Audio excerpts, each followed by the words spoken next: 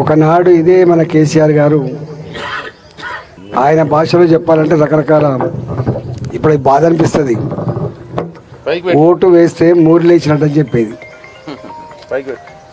ఇవాళ మనం వారికి ఓటు వేయడం వల్ల ఈ రాష్ట్రానికి కానీ ఈ ప్రాంతానికి కానీ ఒక్క రూపాయి ప్రయోజనం ఉండే ఆస్కారం లేదు. ఎందుకంటే రాష్ట్రంలో 2018లో తెలంగాణ యావత్ జాతికి జాతి ఆత్మను ఆవిష్కరించి బ్రహ్మాండమైన మెజార్టీ కట్టబెట్టిండు.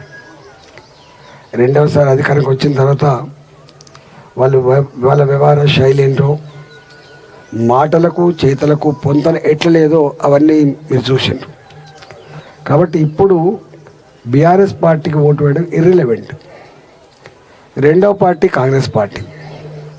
ఆయన మనం మాట్లాడుతున్నాడు అంటే అధికారం రాగానే నోరుందని ఏది పడితే అది మాట్లాడేటువంటి వ్యక్తి అలా సీఎం గారు.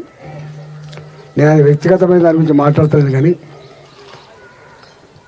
ఆయన అంటాడు మాకే ఓటేస్తే మేమే అభివృద్ధి చేస్తాం. వేసిన రాళ్ళ రాష్ట్రంలో నిజంగా చేతనైతే అభివృద్ధి చేయి.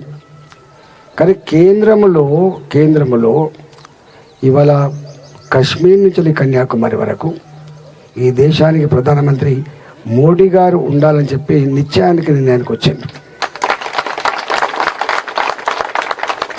నాలాంటి వాడు మళ్ళీ గెలిస్తే కేంద్రంలో ఉంటే మెప్పించి ఒప్పించి ఏదైనా డెవలప్మెంట్ చేసే ఆస్కారం ఉంటుంది తప్ప నీవేం చేయాలి? నువ్వు పోయి దరఖాస్తు ఇచ్చి దండం పెట్టాలి తప్ప నీ చేతిలో ఏమి లేదు. అందువల్ల నువ్వు ఎన్ని రకాల పెడబొబ్బలు పెట్టినా నీ ఇట్లా అట్లా అని చెప్పినప్పుడు కూడా సాధ్యమేది కాదు.